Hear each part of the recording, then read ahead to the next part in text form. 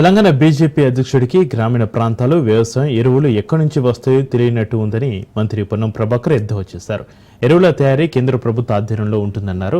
తెలంగాణకు సరైన విధంగా ఎరువులు సరఫరా చేయమంటే చేయలేక కాంగ్రెస్ ప్రభుత్వాన్ని బదనాం చేసే ప్రయత్నం చేస్తుందన్నారు. బీజేపీ ఎరువులు ఇస్తే కాంగ్రెస్ ప్రభుత్వం ఇస్తలేదని బీజేపీ నాయకులు మాట్లాడుతున్నారని మండిపడ్డారు. దేశంలో 29 రాష్ట్రాల్లో తెలంగాణ పట్ల కేంద్రం ఎంతో వివక్షపూరితంగా వ్యవహరిస్తుంది అన్నారు. రాష్ట్ర బీజేపీ అధ్యక్షుడికి గ్రామీణ ప్రాంతాలు వ్యవసాయము ఎరువు ఎక్కడికి వస్తుంది రేపు తెలియనట్టున్నది. మిగతా అన్ని రకాల విత్తనాలు కావచ్చు, నీళ్లు కావచ్చు, విద్యుత్ కావచ్చు, అన్ని రకాల వస్తువులు రాష్ట్రాలు ఇస్తాయి. ఎరువులు తయారయ్యేటువంటిది కేంద్ర ప్రభుత్వం ఆధీనంలో ఉంది. ఈ రాష్ట్రానికి సరైన విధంగా ఎరువులు సరఫరా చేయమని అడిగితే సరఫరా చేయలేక కాంగ్రెస్ ప్రభుత్వాన్ని బదనాం చేసే ప్రయత్నం చేస్తా ఉన్నారు. మీరు సఫిషియెంట్ ఎరువులు ఇస్తారంటే కాంగ్రెస్ పార్టీ వాటిని ఇస్తలేదని చెప్తా ఉన్నారు.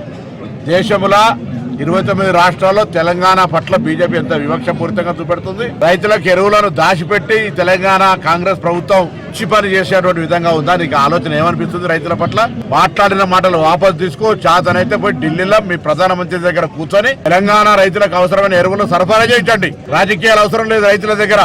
ఈరోజు యావత్ రైతాంగం అంతా ఎరువులు కావాలని డిమాండ్ చేస్తూ ఉంది.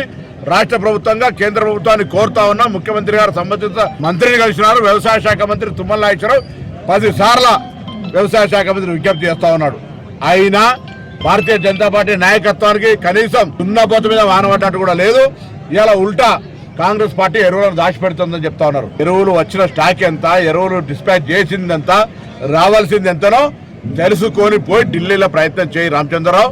వ్యవసాయము, రైతులు, పల్లెలు, బీసీలు, ఎస్సీలు, ఎస్టీలు అంటే నీకు తెలియదు. హైదరాబాద్ లో కూర్చొని ఏది పడితే అది మాట్లాడుతూ నడవదు.